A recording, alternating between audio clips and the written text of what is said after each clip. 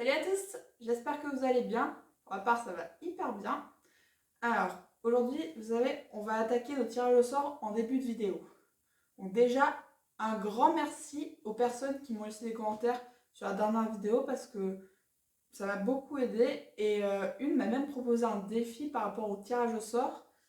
C'est qu'en fait, donc là j'en ai mis 5 dans mon bonnet parce qu'en fait, elle proposait que je tire le tirage au sort et à la fin de la vidéo, je vous redis les 4 qui restent et ces 4 justement, je ne vais pas les utiliser sur la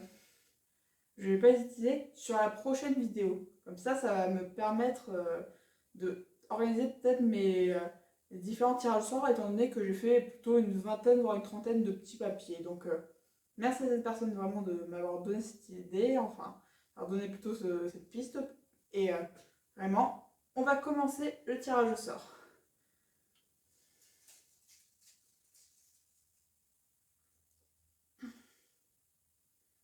Alors, la... donc, j'espère que vous voyez bien.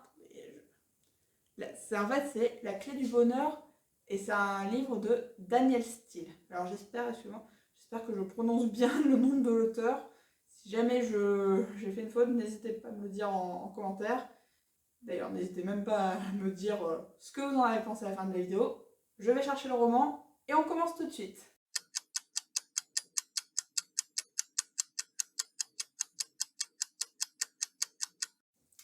Donc voici justement le livre La clé du bonheur, écrit par Daniel Steele.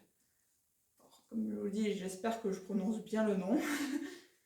Donc je vais vous lire rapidement le résumé du livre.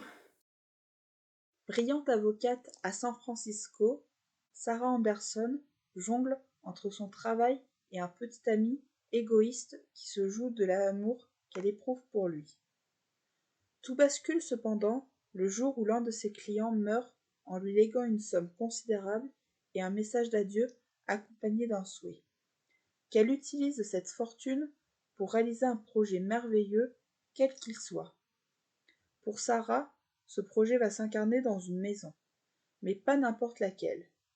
Celle de son client disparu, une demeure autrefois somptueuse laissée à l'abandon durant des années. Aidée d'un architecte, Jeff Parker, la jeune femme entreprend de relever un pari insensé. Restaurer cette maison et lui redonner vie. Sans savoir que cette décision va bouleverser à jamais son existence en lui ouvrant les portes d'un avenir où l'amour aura enfin sa place. La première. Vous avez compris que dans le livre, la romance va être un sujet très présent. Pour rencontrer des personnes, on m'a dit que Danielle Steele, c'est une écrivaine qui écrit beaucoup sur de la romance. C'est un peu ce que j'aime dans les livres.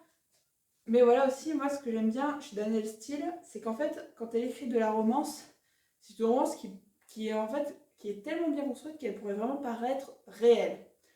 Et après aussi, il faut savoir un truc, des différents livres que Danielle Steele a écrits, la romance n'est pas toujours le sujet, on va dire, l'un des sujets principaux. Là, c'est vrai que dans celui-là, oui, mais dans d'autres livres que j'ai lus, la romance, en fait, elle est pas présente dès le début, elle va arriver plus tard, elle va être un peu brève, en fait, ça va vraiment dépendre. Mais voilà, ce livre, à part justement la romance, je vous avoue que ce livre, j'ai bien aimé la manière dont il est écrit, parce que, comme vous l'avez entendu aussi, une avocate qui joue entre son travail et mon petit ami un peu égoïste, mais aussi, il va y avoir différents moments aussi, on va voir un peu sa famille, on va apprendre un peu plus à se la connaître, mais ça va être, on va dire, écrit de manière un peu progressive. C'est pas d'un coup, bam, on apprend tout, d'un coup, en fait, les événements ils vont arriver petit à petit, et c'est ce qui m'a vraiment séduite dans ce livre. Parce que justement, c'est pas trop rapide, les éléments prennent bien le temps de se construire peu à peu. Et vraiment, moi, c'est un livre qui, du début à la fin, m'a vraiment plu parce que. C'est un livre qui m'a vraiment plu parce que.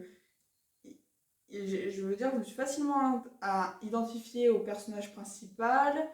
Les moments, j'ai bien pris le temps de les lire chacun. Et vraiment, voilà, c'était une histoire que j'ai trouvée très intéressante. Notamment sur les différents personnages qui sont très bien construits aussi. Alors si vous aimez vraiment ce qui est romance, mais aussi un peu les histoires qui se développent bien avec des personnages bien développés, ou un peu aussi différents événements qui arrivent dans une histoire, comme vous pouvez le voir, il est bien épais le livre, et ben moi je vous le recommande, donc Daniel Steele, La clé du bonheur. Allez, maintenant je vais vous présenter les 4 thèmes qui n'ont pas eu la chance d'être le thème du jour, et qui devront patienter un tour pour peut-être apparaître. Donc, on va commencer avec, alors j'espère que vous voyez bien, Hugo Cabret. Alors, Hugo Cabret, c'est un film de 2011 qui raconte la vie d'un orphelin dans le Paris des années 30. Je n'en dis pas plus, on verra plus tard. J'ai tombé un thème.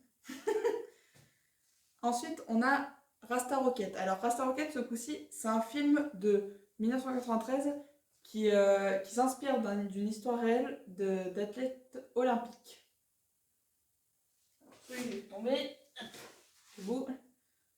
Alors, ensuite, on avait aussi Le Prince et la Couturière. Ça, c'est une BD que j'ai découvert il y a quelques années, mais qui raconte l'histoire d'un prince, par contre, qui va embaucher une couturière pour réaliser un projet qu'il a, mais qui doit rester secret. On n'en dit pas plus et on verra quand est-ce que le livre sortira pour la vidéo. Et le dernier thème c'était Si Versailles m'était compté. Alors, Si Versailles m'était compté, c'est un film ancien, certes, vu que c'est un film de 1953 et qui raconte en fait l'histoire de la construction de Versailles. Un film très intéressant sur l'histoire. Donc, voici les 4 thèmes qui étaient dans le bonnet, mais qui ne sont pas sortis. Donc, ils patienteront un tour et on les redécouvrira dans d'autres vidéos.